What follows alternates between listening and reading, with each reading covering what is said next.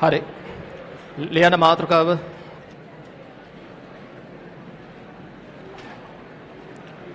බලය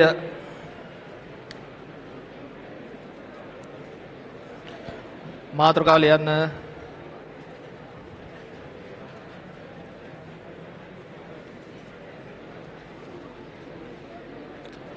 බලය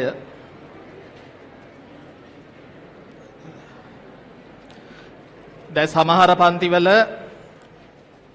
නිව්ටන් නියම වලට කලින් බලය උගන්වනවා. බලය උගන්වලා ඊට පස්සේ තමයි නිව්ටන් නියම උගන්වන්නේ.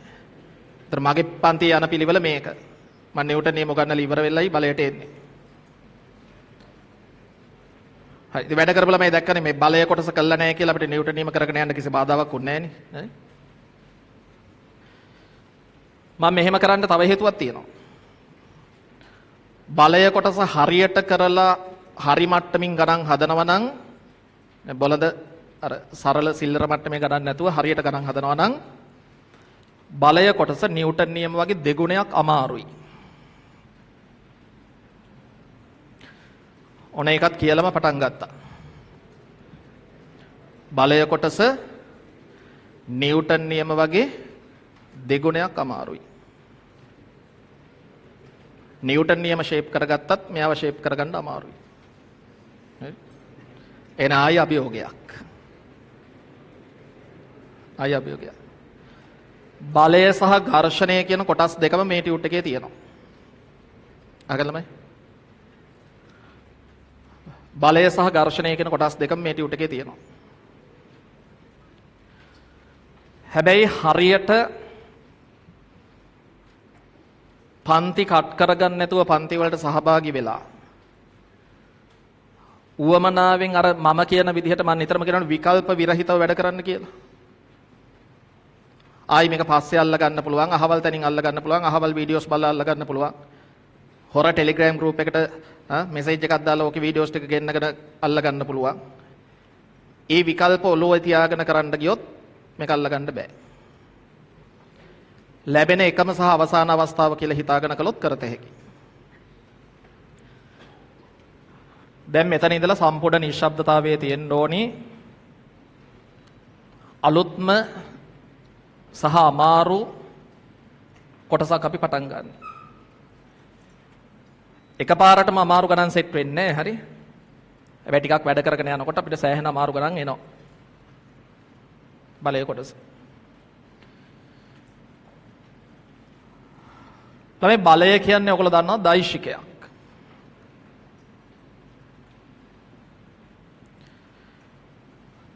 අපි පළවෙනි ඒකකයේ අන්තිම ප්‍රධාන මාතෘකාව විදිහටනේ දෛශික ඉගෙන ගත්තේ. ඒතර බලය කියන්නේ දෛශිකයක් නිසා ඒ දෛශික යටතේ අපි ඉගෙන ගත්ත යම් යම් ප්‍රතිඵල බලය කොටසටත් වැදගත් වෙනවා. ඒ නිසා මේ ටියුට් එකේ මම අභ්‍යාසවල පළවෙනි ගණන් කීපය දාලා තියෙනවා. ඔයගොල්ලෝ දෛශික සම්බන්ධයෙන් ඉගෙන ගත්ත යම් යම් ප්‍රතිඵල පදනම් කරගෙන හදන්න පුළුවන් ගණන් කීපයක් බලය යටතේ. ඒතර අපි බලය අලුත්ම තියරි කොටස් වලට එන්නේ පොඩක් අර දෛශික සම්බන්ධයේ ගණන් කීපය හදලා මතක් කිරීමක් කරගෙන. හරි? ඒතර අපි මාතෘකාව ලියුවා බලය කියලා. කෙලින්ම අපි ගණන් වලින් පටන් ගන්නනේ. ටියුට් එකේ අභ්‍යාස වලට පෙරලා ගන්න. right මම පොඩි වෙලාවක් දෙන්නම් පළවෙනි ගාන උත්සාහ කරන්න බලන්න.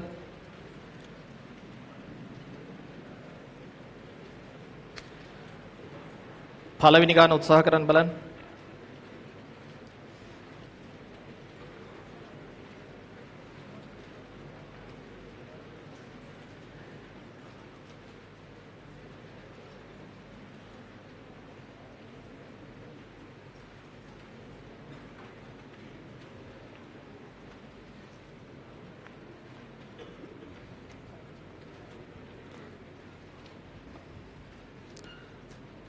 මම සෑහෙන පහළ මට්ටමක ඉන්නේ මට මේ ගණන් හදන්න බැරුව ඇති කියලා එහෙම හැඟීමකින් නෙමෙයි.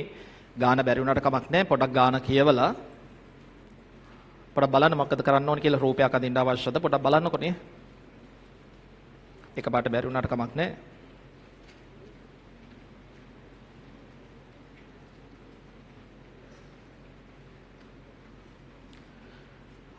අද අලුතෙන් පන්තියට ඇවිල්ලා බලය ටියුට් එක හම්බෙච්ච නැති දරුවෝ ඉන්නවනම් අත උස්සන්න බලන්න පොඩ්ඩක්.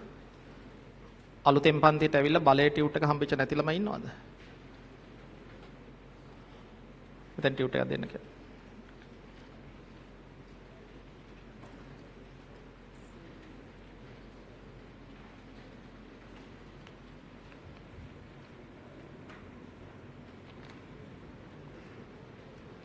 මොකද කියන්නේ ගානේ?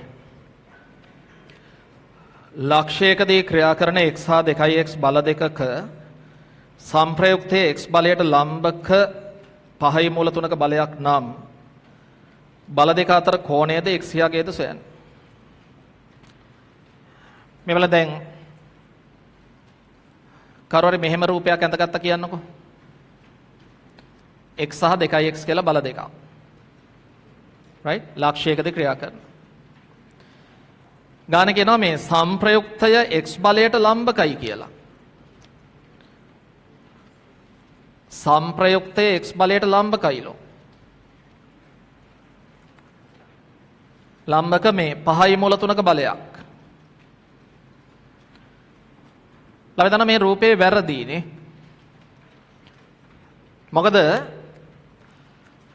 x සහ 2x කියන බල දෙක මෙහෙම තිබියදී අපි දන්නවා කවදාකවත් සංප්‍රයුක්තය මෙහෙම එළියෙන් යන්න බෑ. බලන්න අපි ඒක ස්ථිරවම දන්නේ සමාන්තරාශ්‍රණීය තියෙන්නේ. මේ වගේ බල දෙකක නැත්නම් දෛශික දෙකක සංප්‍රයුක්තය ළමයි දන්නවා මේ දෙන්න බද්ධපාද හැටියට හිටින සමාන්තරාශ්‍රයක් සම්පූර්ණ කිරීමෙන් ලබාගත හැකි. මේ දෙන්න බද්ධපාද හැටියට හිටින සමාන්තරාශ්‍රයක් සම්පූර්ණ කිරීමෙන් අපි දන්නවා ඒ බල දෙකේ නැත්නම් ඒ දෛශික දෙකේ සංප්‍රයුක්තය ගත හැකි. එතකොට මෙන්න මේ විකර්ණයේනේ සංප්‍රයුක්තය පෙන්වන්නේ. මේ වෙනකොට මේ නීතිය ඕනම පන්තියක දරුවෙක් ඉගෙනගෙන තියෙනවා. ඒක නිසා කවදාක්වත් x සහ 2x මෙහෙම ඉඳද්දී සංප්‍රයුක්තය මෙහෙන් යන්න බෑ කියන එක අපිට පැහැදිලි. එතකොට එහෙනම් මේ රූපය වැරදි. તો මොකද එකෙන් තේරෙන්නේ? x සහ 2x අතර තිබිලා තියෙන මහා කෝණයක්. x සහ 2x අතර තිබිලා තියෙන මහා කෝණයක්. මෙන්න මෙහෙම සමාන්තරාශ්‍රය සම්පූර්ණ වුණා නම් ළමයි දන්නවා ඔය කියන කාරණේ හරි.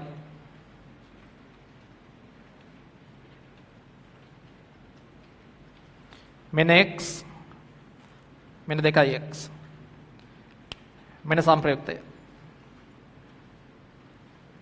එක 5/3යි ඒකේ x බලයට ලම්බකයි මේ. දැන් මේ රූපේ හරි කියලා අපි තේරුම් ගන්නවා. මගට එකපාරට බැරි වුණාට කමක් නැහැ. මම දන්නවා සෑහෙන ළමයි පිරිසකට මේව මතක නැතුව ඇති. මේ රූපය අඳ ගන්න බැරි සෑහෙන ළමයි පිරිසක් මෙතන ඇති කමක් නැහැ. අපි හිමින් වැඩේ පටන් ගමුකෝ. x සහ 2x අතර තිබිලා තියෙන මහා කෝණයක් බව ඉස්සෙල්ලා තේරුම් ගන්න. මොනවද අහලා තියෙන ළමයි? බල දෙක අතර කෝණයද x යගේද සොයන්න. ඉතින් බල දෙක අතර කෝණය හොයත හැකි. මේ බලන්න. මෙන්න මේ සුළු කෝණය හොයාගත්තා නම්. පොඩ මේ ඍජු කෝණී ත්‍රිකෝණී දිහා බලන්නකෝ. අද ළමයි දන්න දැන් මේක සමාන්තරාශ්‍රයක් නිසා මේක x නම් මේකත් x. නිකන් හිතෙන් උනත් පේන්නේ නැද්ද මේ θීටා අංශක 30යි කියලා? ඇයි? sin θීටා. සම්මුඛ පාදයේ බෙදීම කර්ණය සම්මුඛ පාදයේ x. කර්ණය මේක 2x. sin θීටා භාගයයි. ඒ කියන්නේ θීටා 30යි. එහෙනම් බල දෙක අතර කෝණය 120යි. x 2x බල දෙක අතර කෝණය 120යි.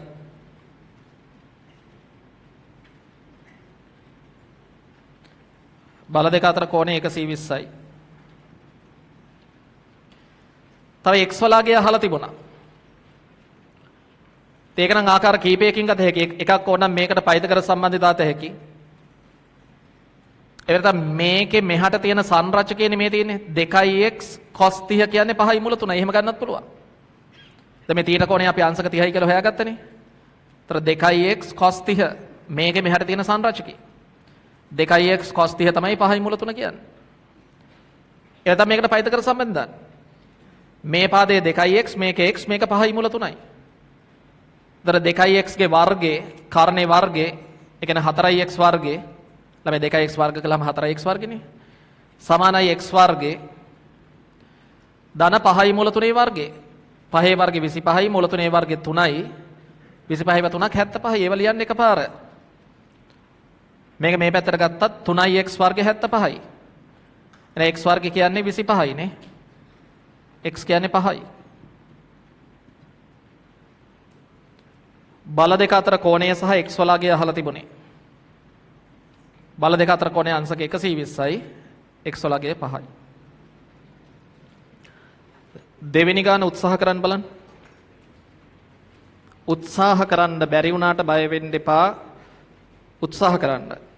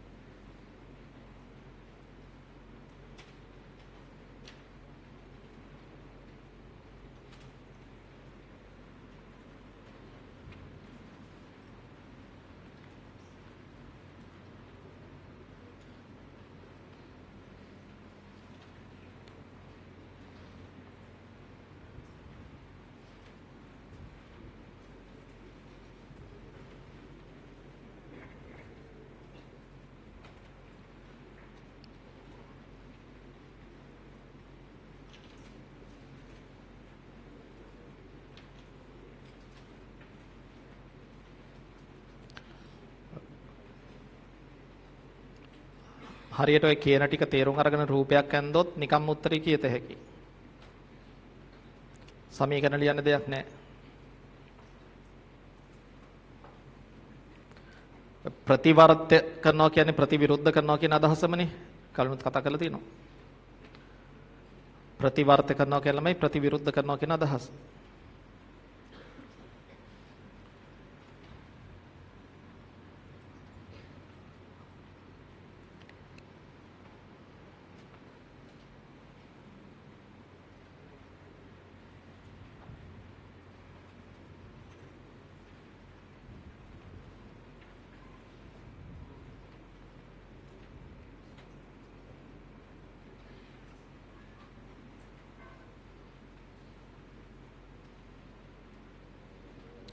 දිගටම පන්තියට ආපු ළමයි දන්නවනේ මම ආතති බලය ලකුණු කරන ආකාරය විතරක් පැය එකමාරක් ඉගෙනුවා.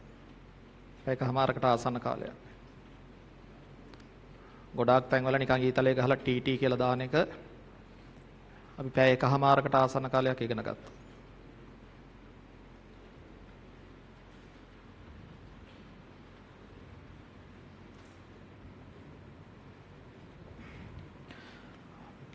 මොකද කියන්නේ?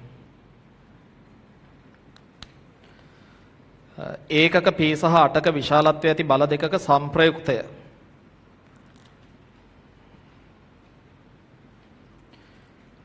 ඒකක p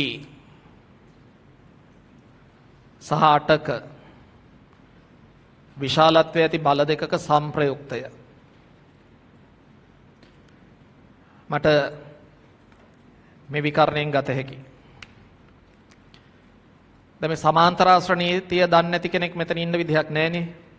මොකද මේවා පළවෙනි ඒකකයේදී උගන්වන්නේ. දෛශික කොටස තියෙන්නේ පළවෙනි ඒකකේ. ත්‍රිකෝණ නීතිය, සමාන්තරාශ්‍ර නීතිය. ඒවා මතක වෙලා තියෙන විදිහක් නැහැ.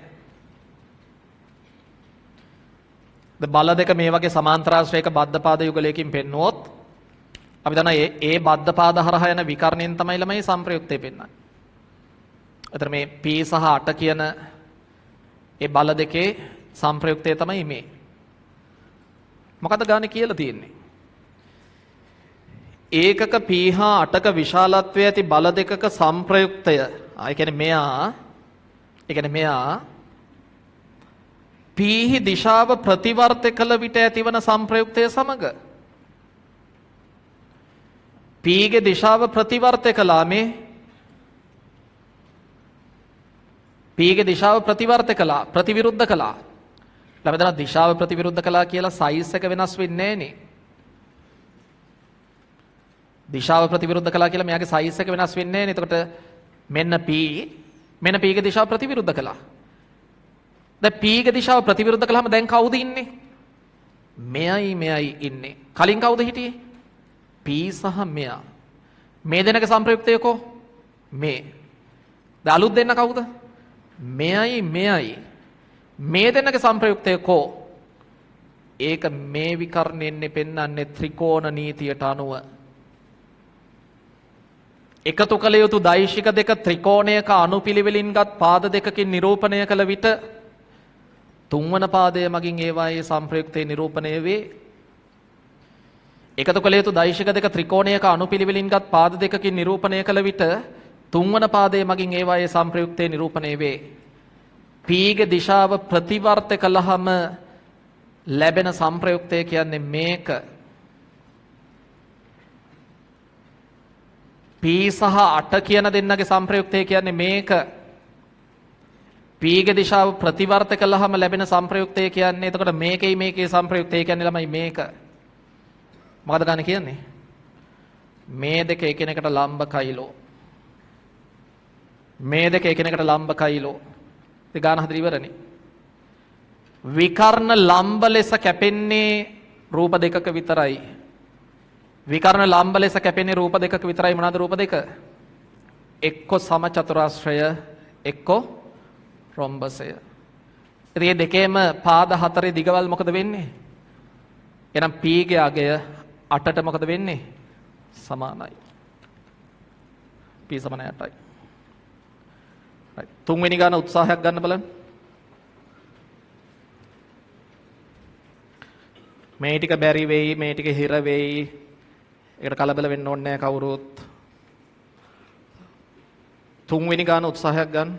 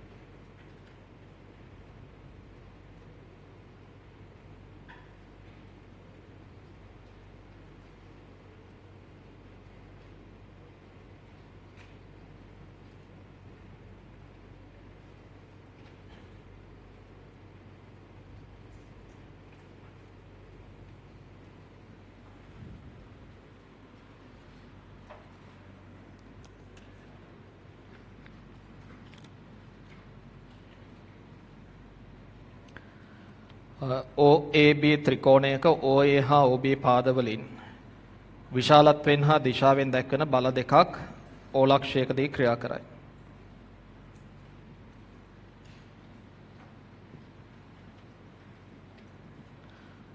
OAB ඕන පැත්තකට ඇඳගන්න මං අදින විදිහට මදින්න ඕනේ. OA කියලා බලයක් තියෙනවා මේ පාදේ. OB කියලා බලයක් තියෙනවා මේ පාදේ. C යනු AB හි මධ්‍ය ලක්ෂය. AB වල මධ්‍ය ලක්ෂය C. මේ බල දෙකේ සංප්‍රයුක්තය 2 OC බව පෙන්වන්නේ. මේ බල දෙකේ සංප්‍රයුක්තය කියන්නේ මොකද්ද? OA ධන OB කියන එකනේ. මේක තමයි ළමයි 2 OC ට සමානයි කියලා ඔප්පු කරන්න තියෙන්නේ. සමහර මේක අර සමාන්තරාශ්‍රය සම්පූර්ණ කරලා එහෙමත් කරනවා එහෙමත් කරත හැකි. ඒක වඩා ලේසි මෙන්න මෙහෙම මේ බලන තර්කය. OA ධන AC මට පරණ කරුණු මතක් වෙන්න ඕනි. මතකද OA ධන AC මොකද්ද? OC නේ. OA ධන AC සමානයි OC. මේ පැත්තෙන් ගන්න. OB ධන BC. මොකද OB ධන BC කියන්නේ? ඒත් OC නේ. OB ධන BC මේ ත්‍රිකෝණී තියන්නේ එතරම්. OB ධන BC කියන්නේ OC. OA ධන AC කියන්නේ OC. දැන් මේ දෙක එකතු කරන්න උත්තරය ඇවිල්ලා තියෙන්නේ. तर මේ දෙක එකතු කරද්දී OA ධන AC ධන OB ධන BC සමානයි 2යි OC. මේ බලන්න මෙන්න මේ දෙන්නට මොකද වෙන්නේ කියලා. අපි මේ දෙන්න කැන්සල් වෙනවනේ. AC සහ BC කියන්නේ මේ බලන්න. AC කියන්නේ මෙයා. මේ පැත්තට AC. BC කියන්නේ මෙයා. මොකද වෙන්නේ? සයිස් එක ඒ දෙන්නගේ සමානයි. ප්‍රතිවිරුද්ධ දෙන්නේ සයිස් එකෙන් සමානයි නම් ප්‍රතිවිරුද්ධයි නම් කැන්සල් වෙනවා. මේ දෙන්න කැන්සල් වෙනවා. මේ උත්තරය ඇවිල්ලා තියෙනද කොටනේ? OA ධන OB සමානයි 2යි OC. ඔය රටාවෙම ගානක් 4 වෙනි එක. 4 හදන්න බලන්න.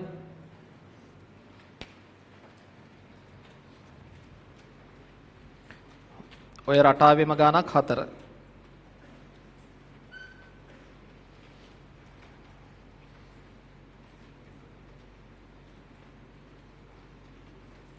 වැඩ කරන්න බොරු කරන්න එපා. බොරු කළාම ඕගොල්ලෝ අහුවෙන්නේ. දැන් මේ A level පන්තිය 8 වෙනි මාසේ ඉවර වෙන්නේ. ලබන සතියේ 9 වෙනි මාසේ.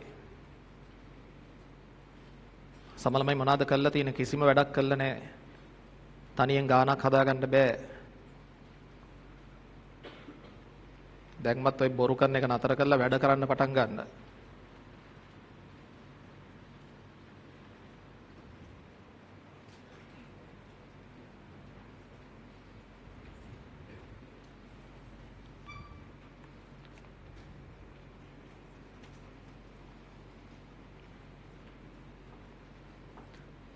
මාස 8ට කීයක් වියදම් කළාද ඔයගොල්ලෝ? මාස 8ට කීයක් වියදම් කළාද පන්ති වලට?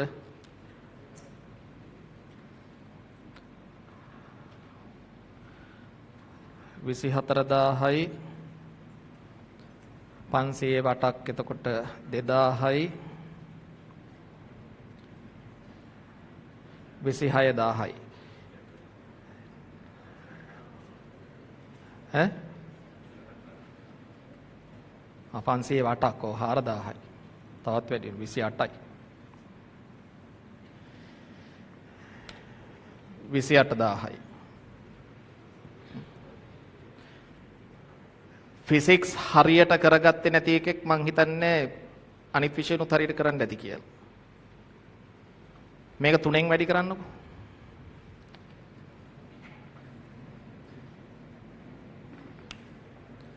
කීයද?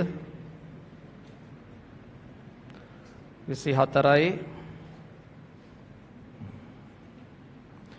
දැනට කීයක් වතුරේද?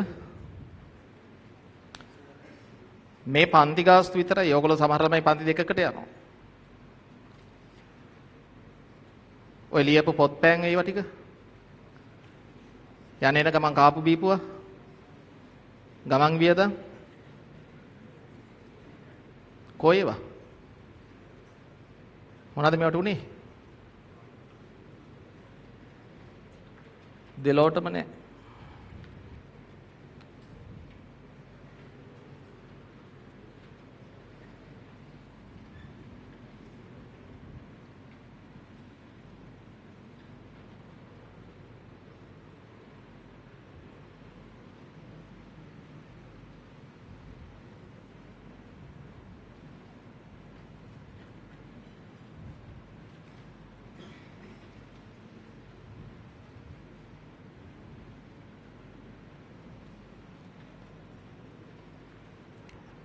තව ඉන්න පිස්සු කෙල කෙල. අර જાතියම ගානක් නේ.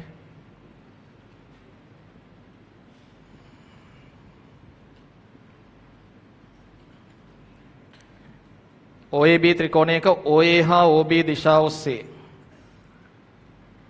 3යි OA 2යි OB බල දෙකක් ක්‍රියා කරයි. C අනු AB පාදයේ මත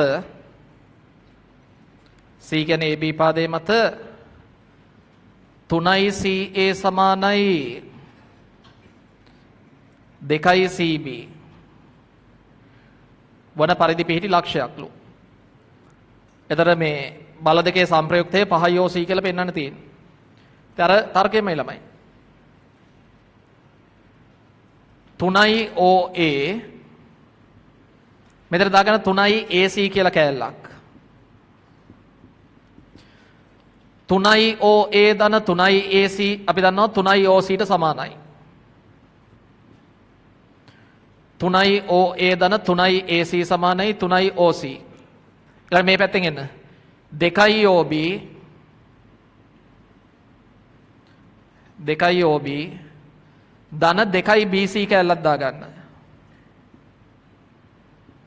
ළමයි 2යි OA 2යි OB ධන 2යි BC කියන්නේ 2යි OC නේ. අයිසලා වගේ මේ දෙක එකතු කරන්න. ඔය උත්තරය ඇවිල්ලා තියෙන්නේ. 3යි OA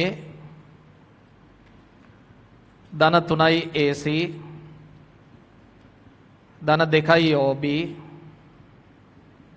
ධන 2යි BC සමානයි 5යි OC. දැන් අපෙන් අහලා තියෙන අර 3යි OA සහ 2යි OB කියන බල දෙකේ සංප්‍රයුක්තය 5යි OC කියලා පෙන්වන්නේ නේ. ඉතින් එහෙම වෙන්න නම් මෙන්න මේ දෙන්න කැන්සල් වෙන්න ඕනි. මේ දෙන කැන්සල් වෙන්න නම් මේ දෙනගේ සයිස් එක සමාන වෙලා විරුද්ධ දිශාවලට ඉන්න ඕනි. ඉතින් හරියනේ දැන් 3යි AC ඉන්නේ මේ පැත්තට. 2යි BC ඉන්නේ මේ පැත්තට. ඉතින් මේ දීලා තියෙන සම්බන්ධය අනුව දැන් මෙතන මේ ඊතල දාන්න ඕනේ නැහැ. මේවා තියෙන්නේ මේ විශාලත්ව අතර සම්බන්ධයක් නේ. එතන CA නැත්නම් AC වගේ තුන් ගුණයක් CB වගේ දෙගුණයකට නැත්නම් BC වගේ දෙගුණයකට සමානයි. ඒ කියන්නේ මේ දෙනගේ විශාලත්ව දෙක සමානයි කියන එක තේරුම් ගන්න මේ සම්බන්ධයෙන්. අකුරු මාරු වෙලා තිබුණාට කමක් නැහැ ළමයි මේ සයිස් එකනේ වෙන්නලා තියෙන්නේ. හරි? එතන CA වගේ තුන් ගුණයක් කිව්වත් AC වගේ තුන් ගුණයක් කිව්වත් දෙකම එකයි. CB වගේ දෙගුණයක් කිව්වත් BC වගේ දෙගුණයක් කිව්වත් දෙකම එකයි සයිස් එක. එහෙනම් මෙන්න මේ දෛශික දෙක අර විශාලත්වයෙන් සමාන මේ එකම රේඛාවේ තියෙන ප්‍රතිවිරුද්ධ දෛශික දෙකක්. ඒතර ඒ දෙන කැන්සල් වෙනවා. ඒතර ඒ දෙන කැන්සල් වුණාම මේ උත්තරය ඇවිල්ලා තියෙන්නේ. 3යි OA ධන 2යි OB සමානයි 5යි OC. 3යි OA ධන 2යි OB සමානයි 5යි OC.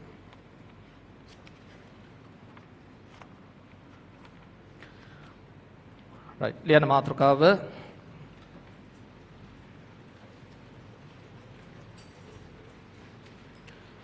ලක්ෂයක් වටා බලයක ගූර්ණය. ඔන්න අපි බලය කොටසේ මාතෘකාව වලට එනවා. ලක්ෂයක් වටා බලයක ගූර්ණය. ලක්ෂයක් වටා බලයක ගූර්ණය.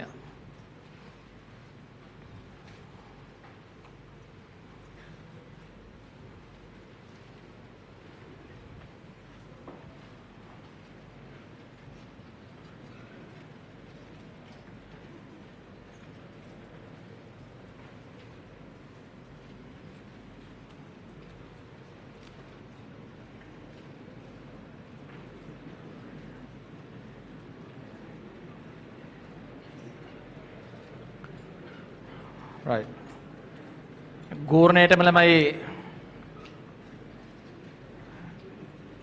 ව්‍යාවර්තය කියන්නේ නම තියාගන්න.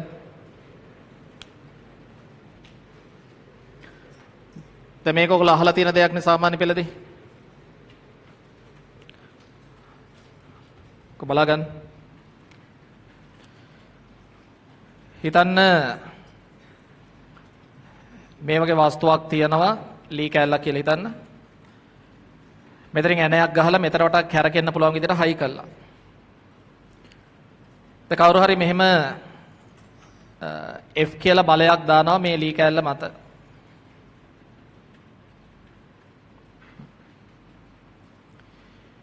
එතකොට මේ බලය නිසා මේ ලක්ෂය වටා මෙයා කැරකෙන්න උත්සාහ කරනවා. මේ බලය නිසා ළමයි දන්නවා මේ ලක්ෂය වටා මෙයා කැරකෙන්න උත්සාහ කරනවා. එතකොට මේ බලය නිසා මේ ලක්ෂය වටා මේ වස්තුව කැරකෙන්න දරන ප්‍රයත්නය උත්සාහය කොච්චර ප්‍රබලද කියලා මනින මිනුම් දණ්ඩට තමයි කියන්නේ මේ ලක්ෂය වටා මේ බලයේ ගූර්ණය කියලා. මේ ලක්ෂය වටා මේ බලයේ ගූර්ණය. ඒක අර ග්‍රීක හොඩිය සංකේතයකින් ටෝ කියන සංකේතයෙන් අපි සාමාන්‍යයෙන් පෙන්වන්නේ.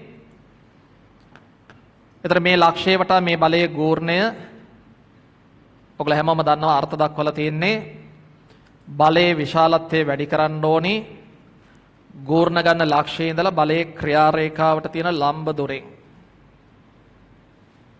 මේ සාමාන්‍ය පෙළ කතාවක් නේ. මේ ලම්බ දුර මං R කියලා ගන්නම්.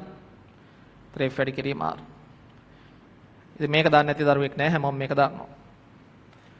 අර වැදගත්ම දේ තමයි දැන් බලයක ගූර්ණේ ගෑවට වැඩක් නැහැ. මේ ගූර්ණේ මොකක්ද මනින්නේ කියන අවබෝධය නැත්තම්. ඒක තේරුම් ගන්න ගූර්ණේ මොකක්ද මනින්නේ? මේ බලය නිසා මේ ලක්ෂය වටා මේ වස්තුව ඒ කැරකෙන්න දරන ප්‍රයත්නය උත්සාහය කොච්චර ප්‍රබලද? ඒ උත්සාහය මනින මිනුම් දණ්ඩ තමයි ළමයි මේ ගූර්ණේ කියලා කියන්නේ. නැතුව අර නිකන් ගූර්ණේ ගෑවට වැඩක් නැහැ. ඒකෙන් මොකක්ද කෙරෙන්නේ කියලා වැටහීමක් ඇති කරගන්න. බලය නිව්ටන්, ලම්බ දුර මීටර, එසාවල මීටර කලින් උත් දන්නවා ව්‍යාවර්ත ඒකකය නිව්ටන් මීටර. වර පළවෙනි ඒකකයේදී අපි කිසියම් කාරණයක් කියනවා මේ සම්බන්ධයෙන් මතකද? නිව්ටන් මීටර කියන එක ජූල් වලට සමානයි. හැබැයි එහෙම වුණාට කිසිම අවස්ථාවක අපි ව්‍යාවර්තය බලයක ගූර්ණේ මොනයින් මනින්නේ නැද්ද? ජූල් වලින් මනින්නේ. මේක මම කලින් සඳහන් කරලා තියෙනවා. මේකට හේතු තියෙනවා. හරි. නිව්ටන් මීටර ජූල් වලට සමානයි. නමුත් බලයක ගූර්ණය අපි කිසිම වෙලාවක ජූල් වලින් මනින්නේ නැහැ. මොකද ජූල් කියන්නේ මේ හේතු වහන්නේ විභාගෙදී ජූල් කියන්නේ ඔයගොල්ලෝ දන්නවා කාර්ය මනින එක කියන්නේ නැත්නම් ශක්තිය මනින එක කියන්නේ. ළමයි ව්‍යාවර්තයකට තනියම කාර්ය කරන්න බෑ. දැන් ඔයගොල්ලෝ සාමාන්‍ය පෙළදී ඉගෙන ගත්තනේ බලයකින් කරන කාර්ය බලය වැඩි කිරීම විස්ථාපනය කියලා. දැන් අපි උසස් පෙළ පන්තියේදී ඉදිරියේදී ඔයගොල්ලන්ට උගන්වනවා භ්‍රමණ චලිතයේ කොටසේදී ව්‍යාවර්තයකින් කරන කාර්ය ව්‍යාවර්තය වැඩි කිරීම කෝණික විස්ථාපනය. මේ වචන වලට බය වෙන්න එපා. මේ වචන ඇහිලා තියෙනවනේ ඔයගොල්ලෝ මේ වෙද්දී. බලයකින් කරන කාර්ය බලය වැඩි කිරීම රේඛීය විස්ථාපනය. ව්‍යාවර්තයකින් කරන කාර්ය ව්‍යාවර්තය වැඩි කිරීම කෝණික විස්ථාපනය. ඒතර මෙයාව තනියෙන් ජූල් වලින් මනින්න බෑ. මොකද මෙයා තව කෙනෙක් එක්ක සෙට් වෙලා තමයි ජූල් කියන ඒකකේ උපදවන්නේ. ඔය හේතු එකක්වත් අහන්නේ නැහැ විභාගෙට. හැබැයි ඔයගොල්ලෝ දැනන් තියෙන්න ඕනේ මේ නිව්ටන් මීටර ජූල් වලට සමාන එක ඇත්ත. නමුත් අපි ව්‍යාවර්තයේ කිසිම අවස්ථාවක ජූල් වලින් මනින්නේ නැහැ. මේ රූපය අඳින්න ටක් ගන්න.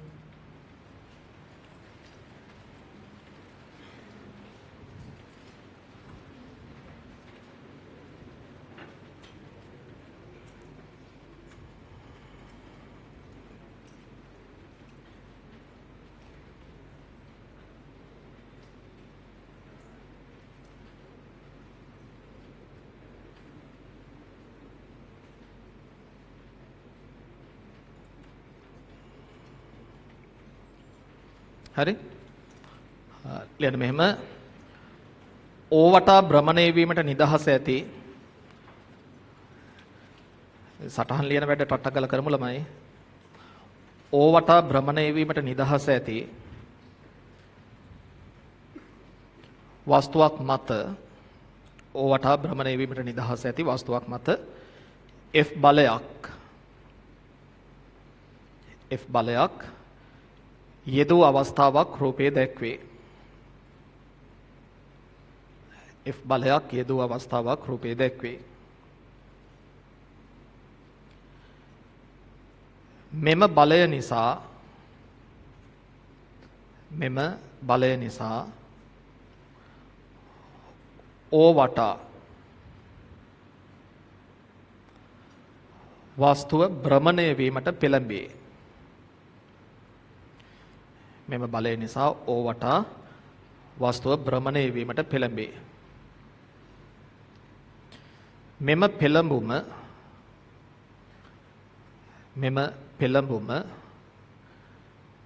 කෙතරම් ප්‍රබලද යන්න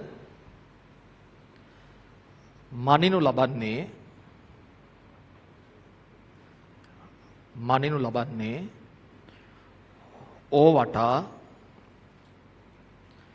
F බලයේ ගූර්ණය මගිනි. ඕ වටා F බලයේ ගූර්ණය මගිනි. right අලුත් පෙළ කියන්න. ලක්ෂයක් වටා බලයක ගූර්ණය අර්ථ දක්වා ඇත්තේ වෙගෙලියමු. ලක්ෂයක් වටා බලයක ගූර්ණය අර්ථ දක්වා ඇත්තේ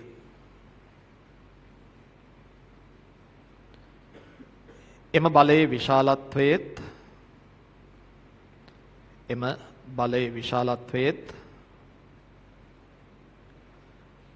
ගූර්ණ ගනු ලබන ලක්ෂයේ සිට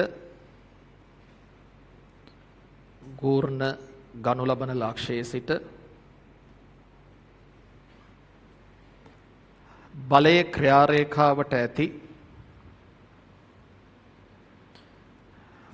ක්‍රියාරේඛාවට ඇති ලම්බ දුරේත්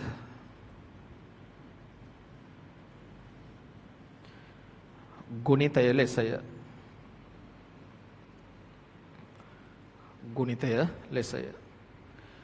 සමීකරණ ලියලා එකක දාගන්න.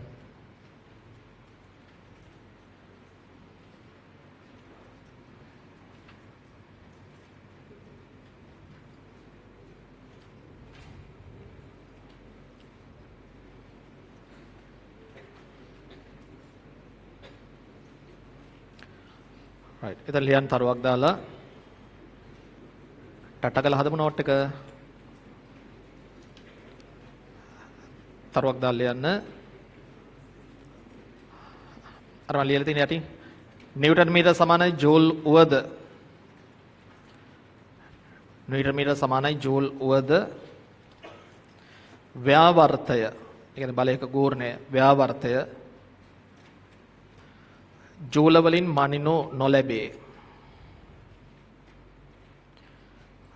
වලින් මනිනු නොලැබේ.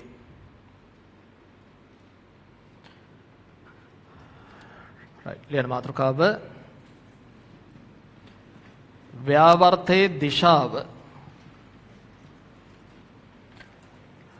ව්‍යාවර්තයේ දිශාව ඒ කියන්නේ ගූර්ණයේ දිශාව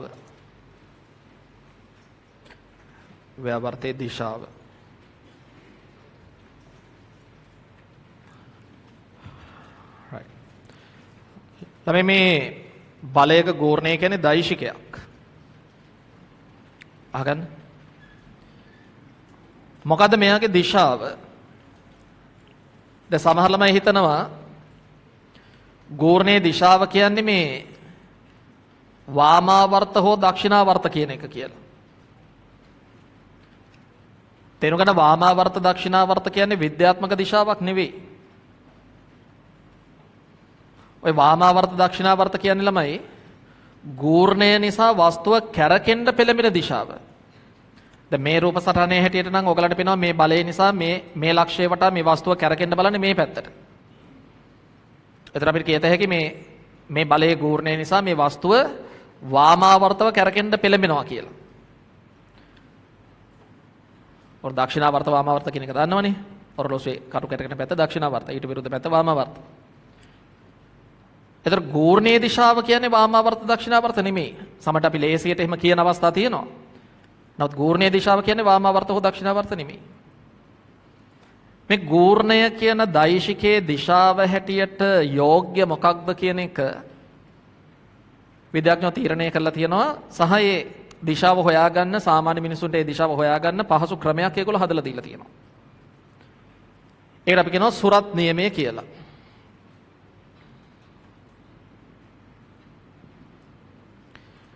එතකොට මේ ව්‍යාවර්තයේ දිශාව හොයාගන්න අපි සුරත් නියමය පාවිච්චි කරනවා. දැන් සාමාන්‍ය පෙළදී ඔයගොල්ලෝ ෆ්ලෙමින්ගේ සුරත් නියමය, ෆ්ලෙමින්ගේ වමත් නියමය වගේ අහලා තියෙනවනේ නේ. දැන් මේ අහවලාගේ සුරත් නීතිය කියලා එකක් නැහැ මෙතන. හරි. මේකම සුරත් නියමය, දකුණත් නීතිය. අගන්. ඒතර ව්‍යාවර්තයේ දිශාව හොයන්නේ දකුණත් නීතියෙන්. ඉස්සෙල්ලම තේරුම් ගන්න ව්‍යාවර්තයේ දිශාව පවතිනවා කියලා හොයාගෙන තියෙන ළමයි මේ බලන්න දැන් මෙතන මේ බලයේ ක්‍රියාරේඛාව කියලා රේඛාවක් තියෙනවා. ගෝර්ණ ගනු ලබන ලක්ෂය කියලා ලක්ෂයක් තියෙනවා. බලයේ ක්‍රියාරේඛාව කියලා රේඛාවක් තියෙනවා. ගෝර්ණ ගනු ලබන ලක්ෂය කියලා ලක්ෂයක් තියෙනවා. ඔයගොල්ලෝ තේරුම් ගන්න ඕනි රේඛාවකින් සහ ලක්ෂයකින් අනන්‍ය තලයක් නිර්මාණය වෙනවා. දැන් බලන්න මේ රේඛාව සහ මේ ලක්ෂය කියන දෙකම තියෙන්නේ මේ බෝඩ් එකේ තලයේ. එතන මේ රේඛාවෙන් සහ මේ ලක්ෂයෙන් නිර්මාණය වන තලය කියන්නේ ළමයි මේ වෙලාවේ මේ බෝඩ් එකේ තලය. නිකන් හිතන්න මම මේ ලක්ෂය මෙතනින් ගලවලා බෝඩ් එකෙන් ඉස්සරහට ගත්තා කියලා. එතකොටත් ඒ ලක්ෂය සහ මේ රේඛාව ඇතුළත් තලයක් තියෙනවා. හැබැයි ඒක වෙන තලයක්, කලින්ක නෙමෙයි. දරකල තේරුම් ගන්න ඕනේ කිසියම් රේඛාවකින් සහ ලක්ෂයකින් නිතරම තලයක් නිර්මාණය වෙනවා. ඒතර විද්‍යාඥයෝ තේරුම් අරන් තියෙනවා මේ ගූර්ණයේ දිශාව හැටියට සලකන්න ඕනි. නැත්නම් ගූර්ණයේ දිශාව තියෙන්නේ නිතරම මේ ගූර්ණ ගන්න ලක්ෂය කියන ලක්ෂයෙන්ුයි බලයේ ක්‍රියාරේඛාව කියන රේඛාවෙන්ුයි ඒ ලක්ෂයෙන් සහ මේ රේඛාවෙන් නිර්මාණය වන තලයට ලම්බකව. දැන් මේ ඇඳලා තියෙන රූපයේ හැටියට නම් බලයේ ක්‍රියාරේඛාව සහ ගූර්ණ ගනු ලබන ලක්ෂය කියන මේ දෙන්නගේ නිර්මාණය වන තලය වෙන්නේ ළමයි මේ බෝඩ් එකේ තලය. එහෙනම් මේ ලක්ෂය වටා මේ බලයේ ගූර්ණය තියෙන්නේ බෝඩ් එකට ලම්බකව. හරි දැන් බෝඩ් එකට ලම්බකව ඊළඟට අපිට ප්‍රශ්නයක් මතුවෙනවා බෝඩ් එකට ලම්බකව බෝඩ් එක ඇතුළටද නැත්නම් බෝඩ් එකට ලම්බකව බෝඩ් එකකින් එළියටද කියලානේ. ඒක හොයාගන්න තමයි දකුණත පාවිච්චි කරන්නේ. දකුණතේ මහපට ඇඟිල්ල අනිත් ඇඟිලි වලට ලම්බකව තියලා මේ බලය නිසා මේ වස්තුව කැරකෙන්න හදනවනේ දිශාවකටනේ. එතන දකුණතේ මහපට ඇඟිල්ල අනිත් ඇඟිලි වලට ලම්බකව තියලා අර මහපට ඇඟිල්ල නොවන අනිත් ඇඟිලි ටික දාන්න ඕනි. මේ වස්තුවේ භ්‍රමණ තලය ඔස්සේ වස්තුව භ්‍රමණය වෙන්න හදන පැත්තට මේ වස්තුවේ භ්‍රමණ තලය ඔස්සේ වස්තුව භ්‍රමණය වෙන්න හදන පැත්තට දාන්න ඕනි. ඒ දැම්මහම මහපට ඇඟිල්ල යොමු වෙලා තියෙන දිශාවට තමයි ගූර්ණයේ දිශාව තියෙන්නේ. එතන මේ රූප සටහනේ හැටියට මේ ලක්ෂය වටා මේ බලයේ ගූර්ණය තියෙන්නේ බෝඩ් එකට ලම්බකව බෝඩ් එකකින් එළියට. ඉතින් මේක තමයි ගූර්ණයේ දිශාව හොයන විද්‍යාත්මක ක්‍රමය. right. මාතෘකාව ව්‍යාවර්තයේ දිශාව ලියන්න මෙහෙම. ව්‍යාවර්තයේ දිශාව සෑම විටම පිහිටන්නේ ව්‍යාවර්තයේ දිශාව සෑම විටම පිහිටන්නේ බලයේ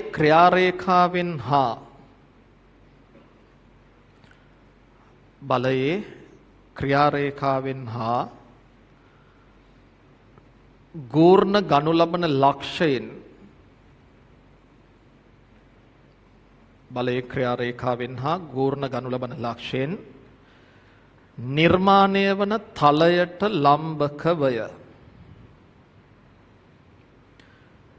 වන තලයට ලම්බකවය. එය එම තලය තුලටද නැතහොත් ඉන් ඉවතටද යන්න. එය එම තලය තුලටද නැතහොත් ඉන් ඉවතටද යන්න පහත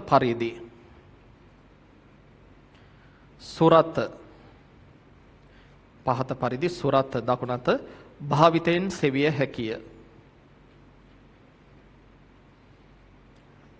සෙවිය හැකිය. ටුලක් කරලා අලුත් පෙළ ලියන්න. සුරතේ. දැන් ඔය පොත්වල ලිව්වට වැඩක් නැහැ. දැන් මේ වෙලාවේ බලන්න කී දෙනාද පාඩම් කරගන්න උත්සාහ කරන්න කියලා. හරි? පාඩම් කරගන්න සහ ඒක ප්‍රැක්ටිස් කරන්න. එමෙ ඉවර කරගන්න බලන්න. ලිව්වට මදි. සුරතේ මහපට ඇඟිල්ල සුරතේ මහපට ඇඟිල්ල අනෙක් ඇඟිලි වලට ලම්බකව තබා සුරතේ මහපට ඇඟිල්ල අනෙක් ඇඟිලි වලට ලම්බකව තබා එම ඇඟිලි එතන එම ඇඟිලි කිව්වේ අර මහපට ඇඟිල්ල නොවන අනිත් ඇඟිලි එම ඇඟිලි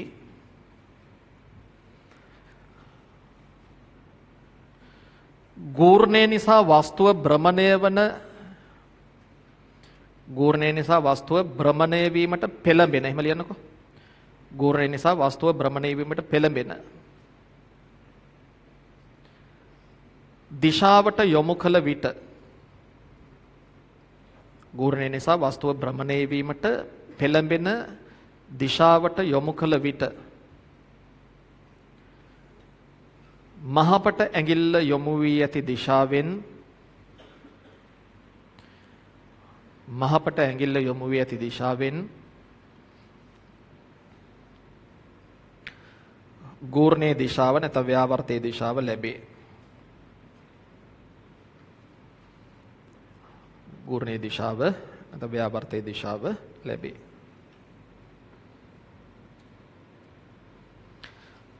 ටියුට් එකේ මේ වේ රූප සටහන් එහෙම තියෙනවා. ඒක නිසා අපි රූප අඳින්න මහන්සි වෙන්න ඕනේ නැහැ. ලියන ඊළඟ මාතෘකාව සංප්‍රයුක්ත ගූර්ණය.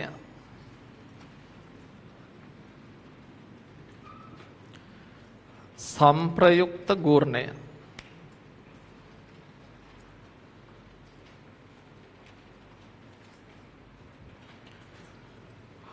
හරි. ඔන්න ළමයි වැදගත් මාතෘකාවක් ගණන් හදද්දී කල්පනාවෙන් අහගන්න. දැන් අපි බල පද්ධතියක සංප්‍රයුක්ත බලය කතා කරන්නේ. ඒ වගේ ළමයි සංප්‍රයුක්ත ගූර්ණය. නිකන් හිතන්න මේ වගේ වස්තුවක් තිබුණා. ලෑලි කෑල්ලක් හිතන්නකෝ. මේ වගේ තැනකින් ඇණයක් ගහලා මේක කැරකෙන්න පුළුවන් විදිහට හයි කරලා තිබුණා. මෙයා මත මෙහෙම බල කීපයක් දැම්මා.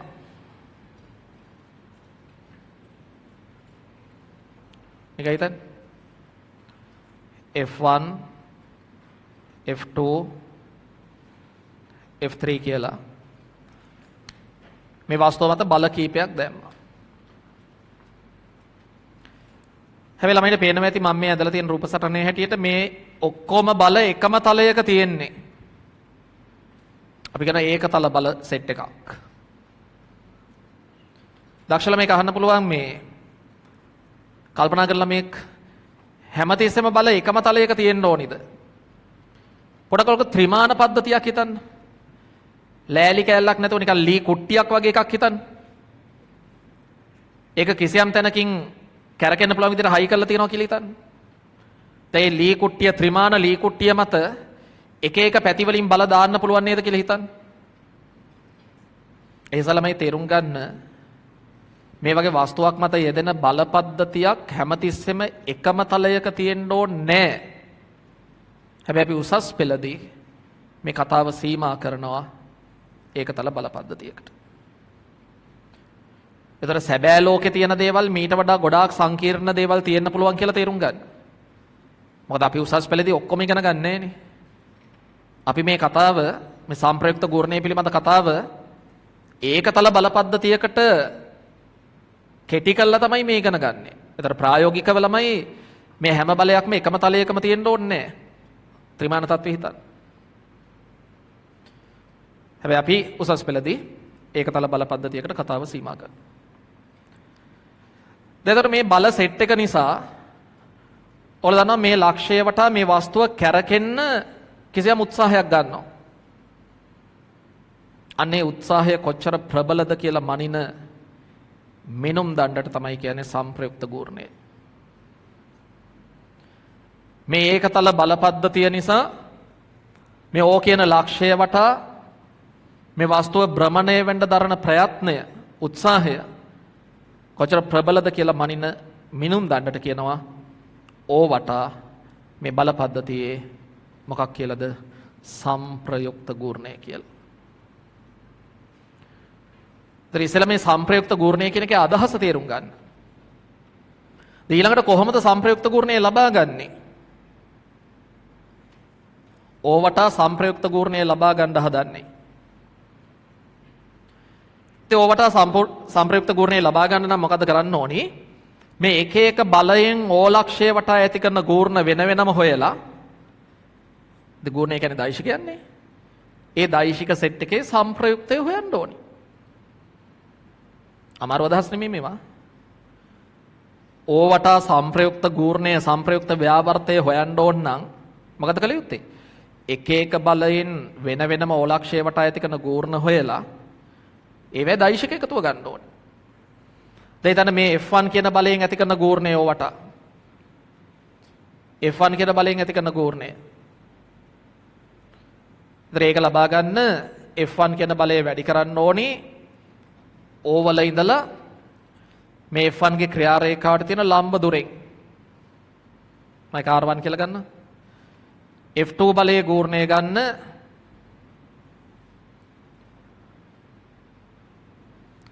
F2 බලය වැඩි කරන්න ඕනි ඕවල ඉඳලා F2 ගේ ක්‍රියා රේඛාවට තියෙන ලම්බ දුරෙන්. මම R2 කියලා ගන්න. F3 බලයේ ගූර්ණය ගන්න F3 බලය වැඩි කරන්න ඕනි අපිට ක්‍රියා රේඛාව නම් කඩේටකින් දික් කරගන්න පුළුවන්. F3 බලය වැඩි කරන්න ඕනි ඕවල ඉඳලා F3 ගේ ක්‍රියා රේඛාවට තියෙන ලම්බ දුරෙන්. මම මේක R3 කියලා ගත්තා. එතන ඕවට F1 කියන බලයේ ගූර්ණය වෙන්නේ F1 R1. ඕවට F2 කියන බලයේ ගූර්ණය වෙන්නේ F2 R2. ඕවට F3 කියන බලයේ ගූර්ණය වෙන්නේ F3 R3. දෙපඩි ප්‍රශ්නයක්. ළමයි මේවා දෛශික. ඔයාලා දන්නා දෛශික එකතු කරනකොට දිශාව සැලකිල්ලට ගන්න ඕනේ. හැබැයි මෙතන මෙන්න මෙහෙම පොඩි වාසියක් තියෙනවා උසස් පෙළදී. මම ගල මේ උසස් පෙළදී අපි ඒකතල බල පද්ධතියකට කතාව සීමා කරනවා කියලා. එතන මොකක්ද තියෙන වාසිය? මේ හැම බලයකින්ම ඇති කරන ගූර්ණය තියෙන්නේ ගූර්ණය තියෙන්නේ කාට ලම්බකව කියලාද අපි ඉගෙන ගත්තේ? බලයේ ක්‍රියා රේඛාව සහ ගූර්ණ ගන්න ලක්ෂය කියන දෙන්නගෙන් නිර්මාණය වෙනවා තලයක්. ඒ තලයට ලම්බකව තමයි නිතරම ගූර්ණයේ දිශාව තියෙන්නේ. දැන් මේ බලයේ ක්‍රියා රේඛාවෙන් සහ මේ ගූර්ණ ගන්න ලක්ෂයෙන් නිර්මාණය වෙන තලය කියන්නේ බෝඩ් එකේ තලය. මේ බලයේ ක්‍රියා රේඛාවෙන් සහ ගූර්ණ ගන්න ලක්ෂයෙන් නිර්මාණය වෙන තලය කියන්නේ බෝඩ් එකේ තලය. මේ බලයේ ක්‍රියා රේඛාවෙන් සහ ගුණ ගන්න ලක්ෂ්‍ය නිර්මාණය වෙන තලය කියන්නේ තමයි බෝඩ් එකේ තලය. ඇයි එහෙම උනේ? මේ ඔක්කොම බල අපි එකම තලයක ගත්ත නිසා. ඒ නිසා මේ සෑම බලයකින්ම ඇති කරන ගූර්ණය තියෙන්නේ බෝඩ් එකට ලම්බකව මේ රූපේ හැටියට. ප්‍රශ්නේ බෝඩ් එකට ලම්බකව ඇතුළටද එළියටද? නිකන් හිතන්න මේ. දැන් මේ වගේ දෛශික සෙට් එකක් තියෙනවා. දැන් ඔයගලන්ට කියනවා මේ දෛශික සෙට් එකේ සම්ප්‍රයුක්තය හොයන්න කියලා. මේ දෛශික සෙට් එකේ සම්ප්‍රයුක්තය. නිකන් හිතන්න මේවා සංකේත වලින් තිබුණේ කියලා A B C X Y Z. අගේනොත් නෑ නිකන් සංකේත තිබුණේ. දැන් මේ දෛශික සෙට් එකේ සම්ප්‍රයුක්තය හොයන්න කියනවා.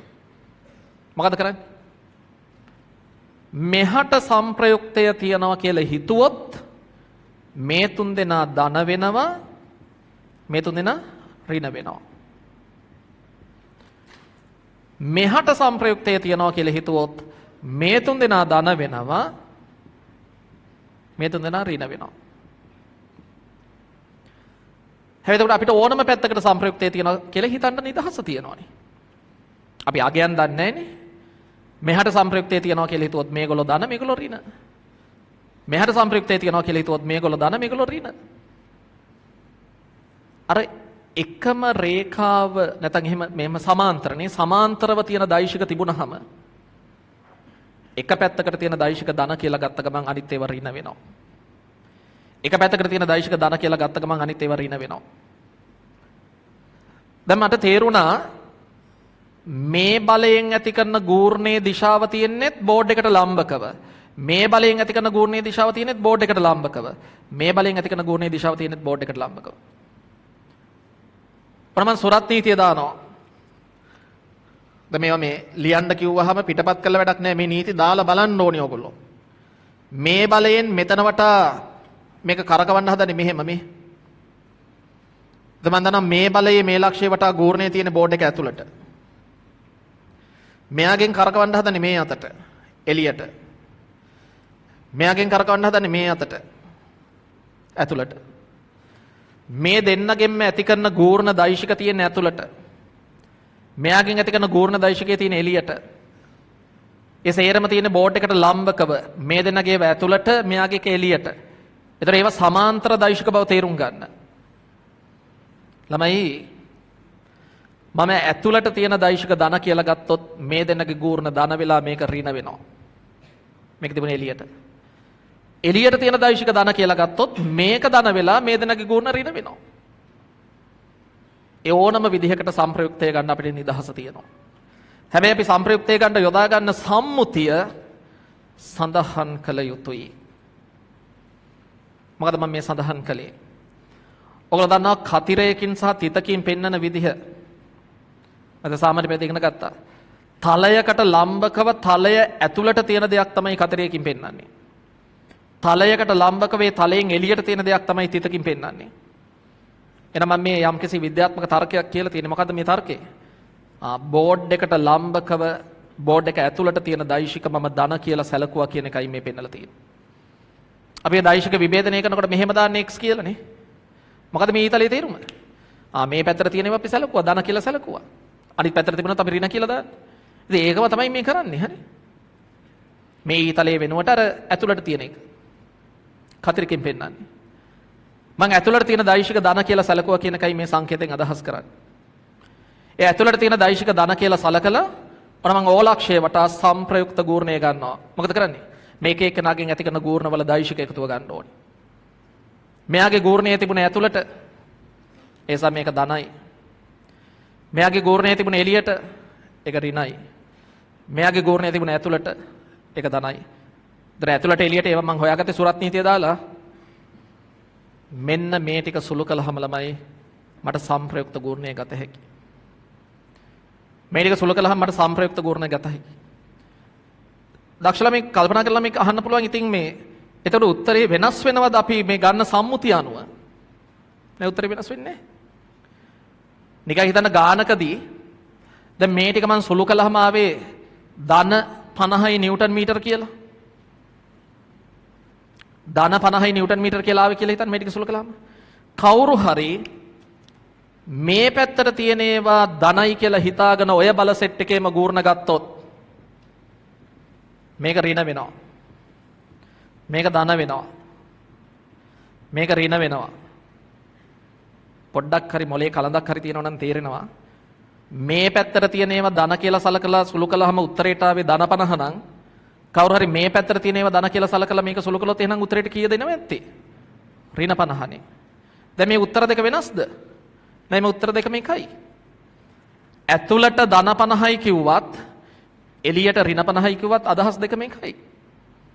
ඒසා තේරුම් ගන්න ළමයි තේරුම් ගන්න සම්ප්‍රයුක්ත ගූර්ණය හොයද්දී අපි පාවිච්චි කරන සම්මුතිය මත පිළිතුරේ අදහස වෙනස් වෙන්නේ නැහැ. අපි පාවිච්චි කරන සම්මුතිය මත පිළිතුරේ අදහස වෙනස් වෙන්නේ නැහැ. අපිට ඕනනම් ඇතුළට තියෙන දෛශික ධන කියලා සම්මුතිය ඇති කරගෙන උත්තරයට යන්න පුළුවන්. නැත්නම් අපිට එළියට තියෙන දෛශික ධන කියලා සලකලා උත්තරයට යන්න පුළුවන්. ඒ උත්තර දෙකෙන්ම එකම කතාව තමයි කියවෙන්නේ කියන එක තේරුම් ගන්න. ඔන්න සම්ප්‍රයුක්ත ගූර්ණය හොයන හැටි. ආයි කතාවේ මුලට එන්න මේ පොත්වල ලියලා දාලා විතරක් මදි මේක තේරුම් ගන්න මම හැමදාම කියනවා. උගන්නන වෙලාවේ පොඩ්ඩක් හරියට අදහස් ටික ඔලුවට දාගෙන ඉවර කරගන්න. ඔය ගොඩාක් ළමයිගේ වැරද්ද එහෙම නොකරන එකනේ නේ. මොකක් ගැනද මේ කතා කරමින් ඉන්නේ? සම්ප්‍රයුක්ත ගූර්ණය. මොකද සම්ප්‍රයුක්ත ගූර්ණය කියන එකේ තේරුම? ඔන්න දැන් වස්තුවක් තියෙනවා. ඒ වස්තුව මත ඒකතල බල පද්ධතියක් තියෙනවා. අපි ඒකතල බල පද්ධතියකට කතාව සීමා කළා. මේ වස්තුව කිසියම් තැනක් වටා කැරකෙන්න පුළුවන් වෙන විදිහට හයි කරලා තියෙන්නේ. දැන් මොකද වෙන්නේ? මේ වගේ බල සෙට් එකක් වස්තුව මත දැම්මහම මේ ලක්ෂය වටා මේ වස්තුව මොනවා වෙන්න උත්සාහ කරනවද? කැරකෙන්න උත්සාහ කරනවා. ඒ කැරකෙන්න මෙයා දරන ප්‍රයත්නය කොච්චර ප්‍රබලද කියන එක මනින මිනුම් දණ්ඩට කියනවා මොකක්ද? ඕ ලක්ෂය වටා මේ බල පද්ධතියේ මොන ගූර්ණය කියලාද? සංප්‍රයුක්ත ගුණ. එහෙම කතාව ගොඩනගන්න උත්සාහ කරන්න. ඔයගොල්ලෝ හැමදාම කරන්නේ කතාව අහගෙන ඉඳලා නෝට් ලියන එක විතරයි. Tamanට කියලා කතාවක් ගොඩනගා ගන්න ඔයගොල්ලෝ උත්සාහ කරන්නේ නැහැ. ඔයගොල්ලෝ මේ මං කියන අදහස තමන්ගේ වචන වලින් කියන්න උත්සාහ කරන්න ඕනේ. ඒතර තමයි මේ කරුණු හරියට පුරුදු වෙන්නේ ළමයි. මතක හිටින්නේ. නිකන් අපි මාතෘකාවක් ලියනවා සංප්‍රයුක්ත ගූර්ණේ. ඊළඟට මොකද්ද නෝට් එකක් ලියනවා. ඉතින් එහෙම වැඩක් නැහැ. මොකක්ද මේ සංප්‍රයුක්ත ගූර්ණය කියන එකේ තේරුමනේ? මොකක්ද අපි එකේ මනින්නේ? එහෙම වැටහීමක් ඇති කරගන්න. මේ බල සෙට් එක නිසා මේ ලක්ෂය වටා මේ වස්තුව කැරකෙන්න උත්සාහ කරනවා. ඒ ප්‍රයත්නය කොච්චර ප්‍රබලද කියලා මනින මිනුම් දන්න තමයි ඕ ලක්ෂය වටා බල පද්ධතියේ සංප්‍රයුක්ත ගූර්ණය කියන්නේ. ඒතර සංප්‍රයුක්ත ගූර්ණය ලබා ගන්න මොකක්ද කරන්නේ? එක දිශාවකට තියෙන දෛශික ධන කියලා සලකලා ඒ සියලු බලවලින් ඇති කරන ගූර්ණවල දෛශික එකතුව අපි ලබා ගත යුතුයි. ඔන්න සංප්‍රයුක්ත ගූර්ණය ගන්න කරන වැඩේ. හැබැයි කරන වැඩේට අමතරව සංප්‍රයුක්ත ගූර්ණය කියන එකේ තේරුමත් ඔයගොල්ලෝ දැනගෙන තියෙන්න ඕනේ. මාතෘකාව සංප්‍රයුක්ත ගූර්ණය මේක රූපයක් අඳින්න. මේව ලියන්න එපා. රූපය අඳින්න.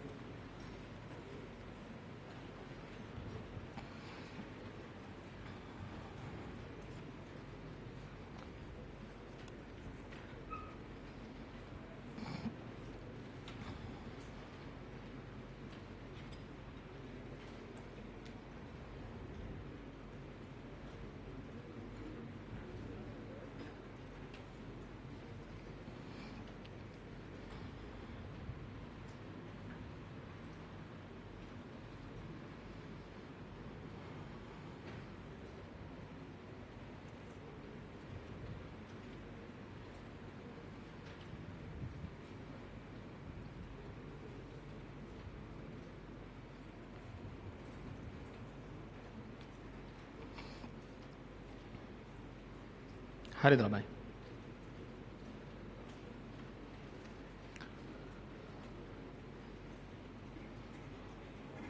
right ලියන්න එතන.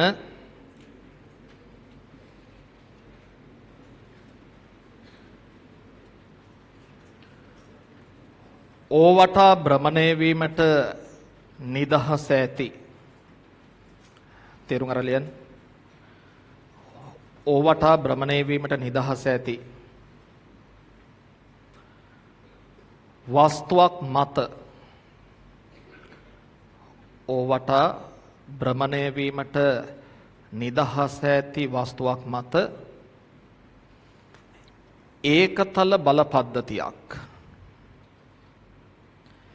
ඒකතල බල පද්ධතියක් යොදා ඇති අවස්ථාවක් රූපේ දැක්වේ. තේරුම් අරන් ලියන්න. ඕවටා භ්‍රමණය වීමට නිදහස ඇති වස්තුවක් මත ඒකතල බල පද්ධතියක් යොදා ඇති අවස්ථාවක් රූපේ දැක්වේ. මෙම සියලු බලවල ක්‍රියාව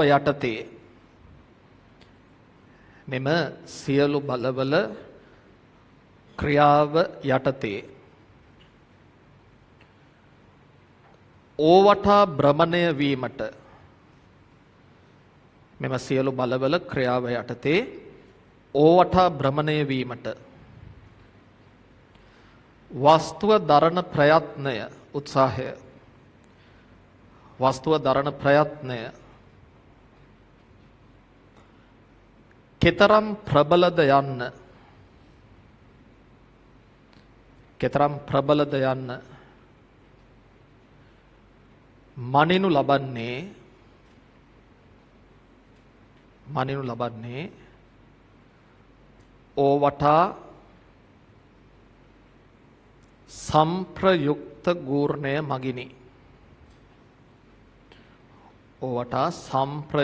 ගූර්ණය මගිනි.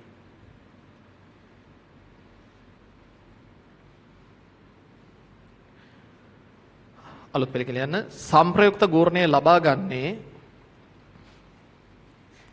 සංප්‍රයුක්ත ගූර්ණය ලබා ගන්නේ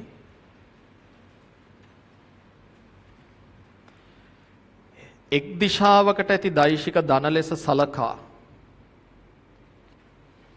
එක් දිශාවකට ඇති ගූර්ණ දෛශික කියලා දෙන්නේ. එක් දිශාවකට ඇති ගූර්ණ දෛශික ධන ලෙස සලකා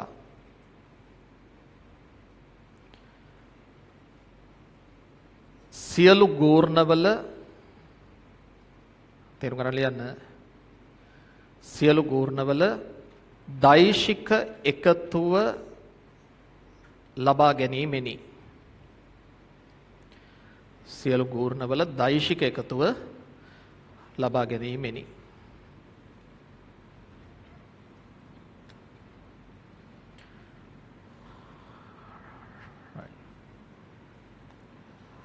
දැන් ඔයගලන්ට වැඩේ අලුත් නිසා මේ වචන වලින් උත්පටක් ලියන්න මේක.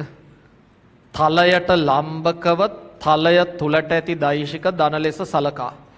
එහෙම ලියන්න ඕනේ නැහැ ළමයි මේ සංකේත දැම්මහම ඇති හරි. පළවෙනි වතාව නිසා අපි එහෙම පොඩ්ඩක් ලියමු. තලයට ලම්බකව තලය තුලට ඇති දෛශික ධන ලෙස සලකා. ඒක තමයි මේ සංකේතයෙන් කෙරෙන්නේ. තලයට ලම්බකව තලය තුලට ඇති දෛශික ධන ලෙස සලකා.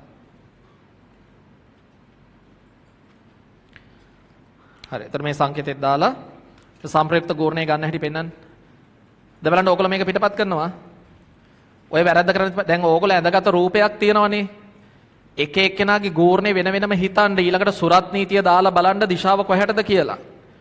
ඇතුළට තිබුණොත් ධන ලකුණක් දාන්න. මොකද සමහරමයි මේ රූපේම නැතුව වෙනස් ඒවාත් ඇඳලත් ඇති.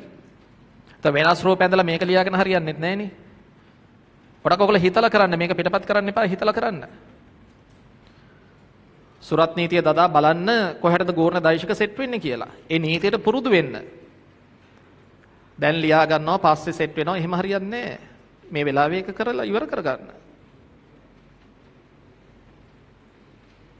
සුරත් නීතිය වමතින් දාන්න අමාරුයි ඈ.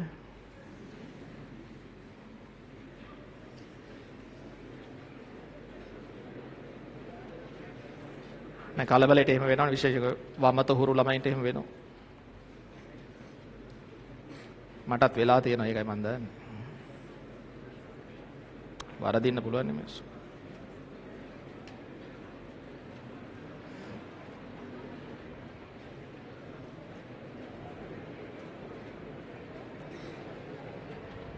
හරිද?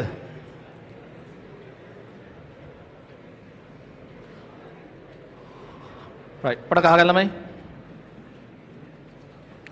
කහ ගන්න. අද කතා වැඩි කට්ටියගේ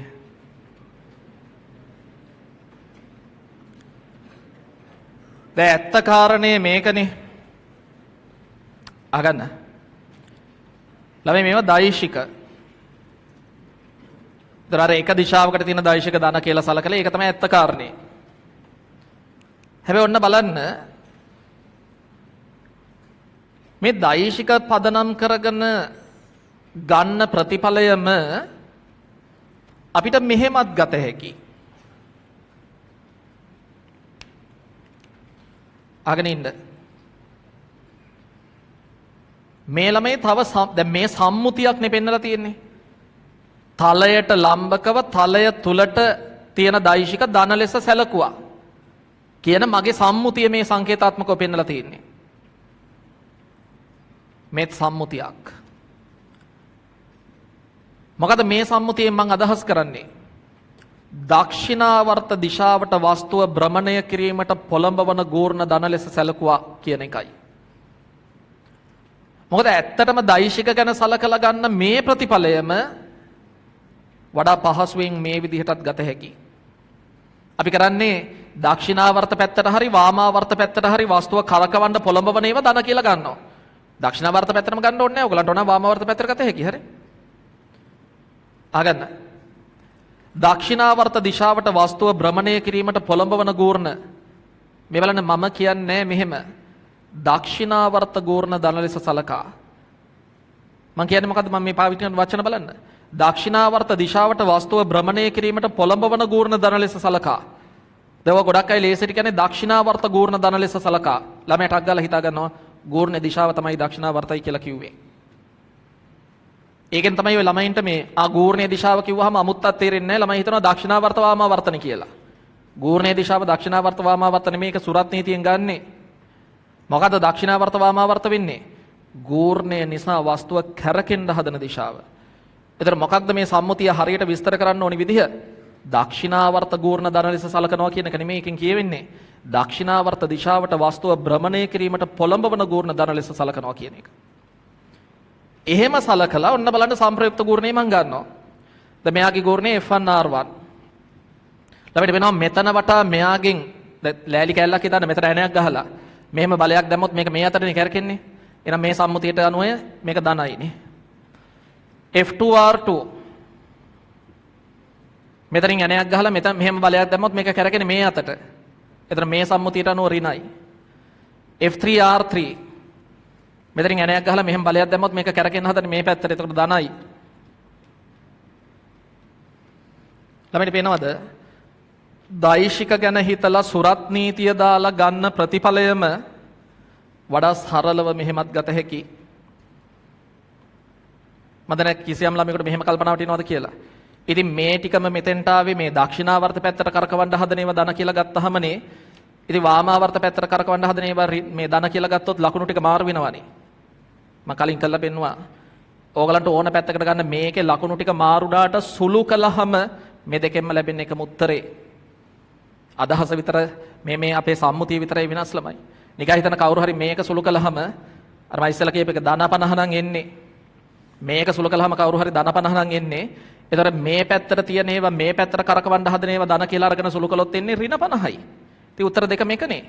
මෙහාට කරකවන්න හදන ඒවා ධන 50යි කිව්වත් මෙහාට කරකවන්න හදන ඒවා ඍණ 50යි කිව්වත් මේ උත්තර දෙක එකයි. මෙහාට කරකවන්න හදන ඒවා ඍණ 50යි කියන්නේ එහෙනම් අනිත් පැත්තට තමයි කරකවන්න හදලා තියෙන්නේ. ඒසා අපේ සම්මුතිය අනුව තේරුම් ගන්න උත්තරේ වෙනස් වෙන්නේ නැහැ. අපේ සම්මුතිය අනුව උත්තරේ වෙනස් වෙන්නේ නැහැ. ඒතර අපි ගොඩක් වෙලාවට ලේසියට කරන්නේ ළමයි මේක. සුරත් නීතිය දදා මේවා චෙක් කර ඉන්නේ නැහැ. අපිට අග්ගාලා ලේසියට කරන්නේ දක්ෂිනාවර්ත පැත්තට හරි වාමාවර්ත පැත්තට හරි කරකවන්න හදන ගෝණ ධන කියලා ගන්නවා. ඒතර අනිත් පැත්තට කරකවන්න හදන ඒවාට ඍණ දානවා. මේ දෛශික වලින් එන ප්‍රතිඵලයම එතනිනුත් ගන්න පුළුවන් කියන එක තේරුම් ගන්න. right. රූලා කරලා අලුතෙන් ලියන්න මෙහෙම පහසුව සඳහා කියලා කමාවක් දාලා ඊළඟ පෙළියේ දක්ෂිනාවර්ත දිශාවට ඔක ඕන පැත්තකට ගත හැකි අපිට දක්ෂිනාවර්ත දිශාවට වස්තුව භ්‍රමණය කිරීමට පොළඹවන ගූර්ණ දක්ෂිනාවර්ත දිශාවට වස්තුව භ්‍රමණය කිරීමට පොළඹවන ගූර්ණ ධන ලෙස සලකා right කියලා කමාවක් දාලා දැන් ඔයගොල්ලෝ නිකන් පිටපත් කරනවා අනිවාර්යෙන් ළමයි පිටපත් කරනවා මේකෙන් වස්තුව කරකවන්න හැදුවේ කොයි පැත්තටද ඒව ඔයගොල්ලෝ බලන්නේ නැහැ ඔයගොල්ලෝ නිකන් මේක ලියා ගන්නවා තේරුම් ගන්න කරන්නේ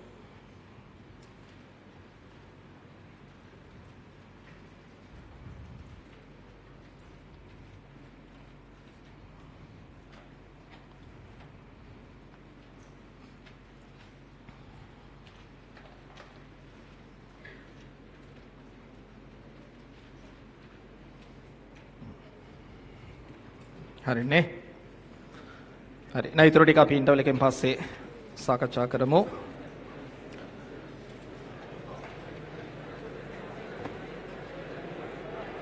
හරි 3:40ට ලං වේගෙන ළමයි 4ට නැවත පන්තියත් එක්ක සම්බන්ධ වෙන්න